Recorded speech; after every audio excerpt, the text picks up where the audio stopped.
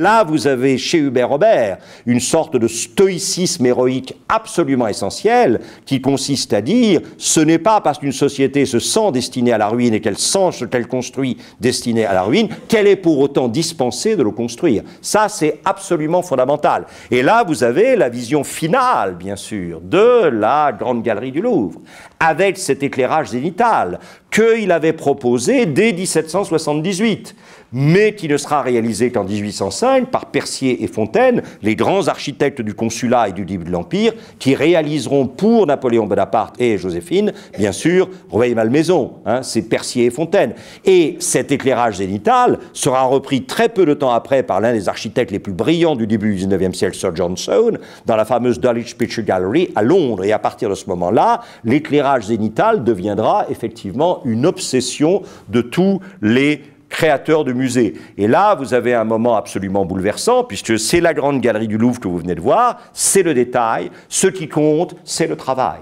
C'est-à-dire qu'au milieu de cette accumulation de grandeur et de beauté, il n'est pas question de rester dans une posture de simple contemplation iconique, il faut mettre ses mains, il faut mettre ses crayons, il faut mettre ses pinceaux dans les traces des grands, non pas pour percer tellement à jour le secret de leur création, que pour effectivement voir comment ils ont fait, car tout est une question de faire. Vous avez Hubert Robert ici de dos, qui est en train, effectivement, de copier la Sainte Famille de Raphaël.